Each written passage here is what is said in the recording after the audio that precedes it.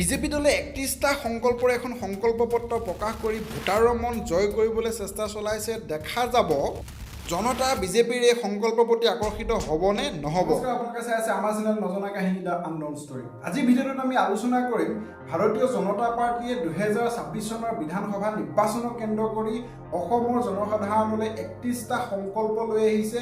এই ৩১টা সংকল্পত তেওঁলোকে কি বিষয়ে আলোচনা কৰিছে সেই বিষয়ে এই ভিডিঅ'ত আলোচনা কৰিম। ভিডিঅ'টো শেষলৈকে চাই থাকক। প্ৰথমবাৰ কাৰণে যদি আমাৰ ভিডিঅ' চাইছে অনুগ্ৰহ কৰি চেনেলটো ছাবস্ক্ৰাইব কৰি ল'বলৈ নাপাহৰিব।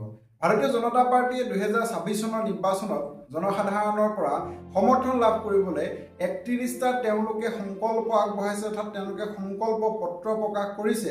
এই সংকল্প পত্ৰত কৃষকসকল, ছাত্ৰ ছাত্ৰী, মহিলা তথা অসমৰ সৰ্বসাধাৰণ সকলো জনসাধাৰণৰ কাৰণে বিভিন্ন ঘোষণা তেওঁলোকে প্ৰদান কৰিছে।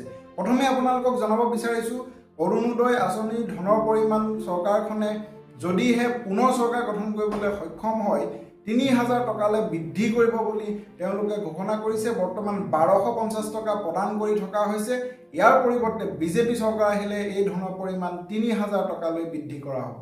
যিসকল কৃষকে PM কিষাণ আঁচনিৰ অধীনত ২,০০০ টকা লাভ কৰি থাকে তেওঁলোকক প্ৰতি বছৰে ১১,০০০ টকা প্ৰদান কৰা হ'ব কৃষিৰ সা সঁজুলি ক্ৰয় কৰিবৰ কাৰণে। কেৱল সেয়াই নহয়, ৰাজ্যখনৰ কৃষকসকলৰ কাৰণে ৰাজ সাহায্যযুক্ত ট্ৰেক্টৰ প্ৰদান কৰা হ'ব। প্ৰায় ৩ লাখ তেনেকুৱা কৃষকক চৰকাৰে ৰাজ সাহায্যযুক্ত ট্ৰেক্টৰ যোগান ধৰাৰ সিদ্ধান্ত গ্ৰহণ কৰিছে। তদুপৰি বিজেপিৰ সংকল্প পত্ৰত উল্লেখ আছে যে চৰকাৰে বিনামূলীয়া চাউলৰ উপৰিও ৰাজ সাহায্যযুক্ত মচুৰ দাইল, চেনি, মিঠাতেল আদিসমূহ জনতাক প্ৰদান কৰিব। বিজেপি দলে সংকল্প পত্ৰত উল্লেখ কৰিছে যে এইবাৰ চৰকাৰ গঠন কৰিলে অসমত প্ৰাথমিক বিদ্যালয়ৰ পৰা বিশ্ববিদ্যালয়লৈকে শিক্ষা সম্পূৰ্ণ বিনামূলীয়া হ'ব। যিসকল দুখীয়া ছাত্ৰ ছাত্ৰী আছে তেওঁলোকক চৰকাৰে নিযুত মইনা, নিযুত বাবু, জীৱন প্ৰেৰণা আঁচনিৰ দ্বাৰা শিক্ষা সম্পূৰ্ণ বিনামূলীয়াভাৱে প্ৰেৰণ কৰিব। যিসকল ছাত্ৰ ছাত্ৰীয়ে বছৰি তেওঁলোকে BA, BSc বা BCom পাছ কৰিব তেওঁলোকক প্ৰতিযোগিতামূলক পৰীক্ষাৰ প্ৰস্তুতি কৰিবৰ কাৰণে বছৰি ২৫,০০০ টকা প্ৰদান কৰা হ'ব। আনহাতে বিজেপি দলে তেওঁলোকৰ সংকল্প পত্ৰত ঘোষণা কৰিছে অনাগত ৫ বছৰত ২ লাখ নতুন চাকৰি প্ৰদান কৰা হ'ব। ইয়াৰে ৭০,০০০ চাকৰি প্ৰদান কৰা হ'ব কেৱল মাত্ৰ শিক্ষা খণ্ডতে। আনহাতে মুখ্যমন্ত্ৰী আত্মনিৰ্ভৰ অসম আঁচনি যিখন আছে সেইখনৰ অধীনত ১০ লাখ যুৱক যুৱতীক ৫ লাখ টকাকৈ প্ৰদান কৰা হ'ব, যাতে এইসকল যুৱক যুৱতীয়ে স্ব-সংস্থাপনৰ কাৰণে তেওঁলোকে নিজে ব্যৱস্থা কৰিব পাৰে। অসমৰ বিভিন্ন স্থান যেনে মাজুলী, ডিফু, উমৰাংচু, চৰাইদেউ আদিসমূহত নতুন এয়াৰপৰ্ট বা বিমানবন্দৰ স্থাপন কৰা হ'ব।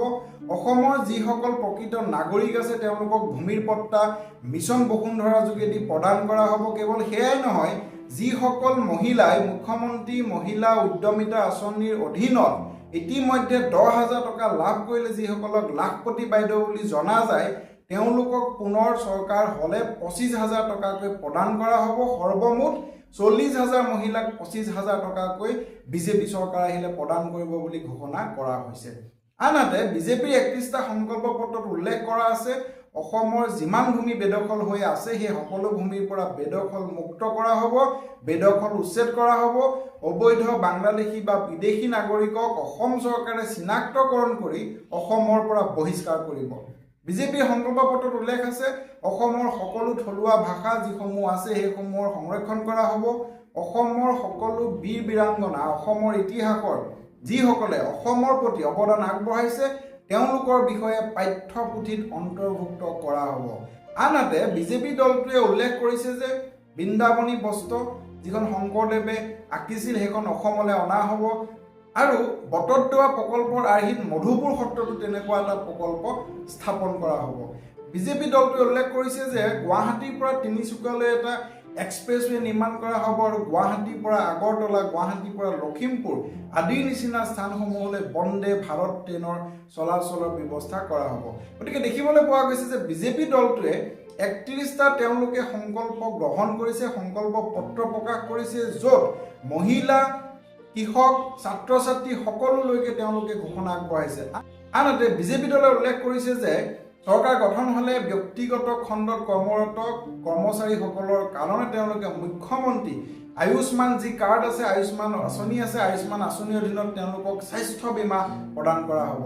কেঞ্চাৰ ৰোগীসকলৰ কাৰণে প্ৰটন থেৰাপি ব্যৱহাৰ কৰিবৰ কাৰণে মেচিন স্থাপনৰ কাৰণে এই দলে চৰকাৰ গঠন কৰিলে ব্যৱস্থা গ্ৰহণ কৰিব বুলি ঘোষণা কৰিছে। গতিকে অৰুণোদয় আঁচনি ধন বৃদ্ধি, মুখ্যমন্ত্ৰীৰ আত্মনিৰ্ভৰ অসম আঁচনিৰ অধীনত ধনৰ পৰিমাণ বৃদ্ধি আৰু নতুনকৈ 10 লাখক সামৰি লোৱা, মহিলা উদ্যমিতা আঁচনিৰ অধীনত 25,000 টকা প্ৰদান কৰা, মচুৰ দাইল, চেনি আদি ৰাজসাহায্যযুক্ত প্ৰদান কৰা আদিসমূহ বিজেপি দলটোৱে গ্ৰহণ কৰি ভোটাৰৰ মন তেওঁলোকে জয় কৰিবলৈ চেষ্টা চলাইছে।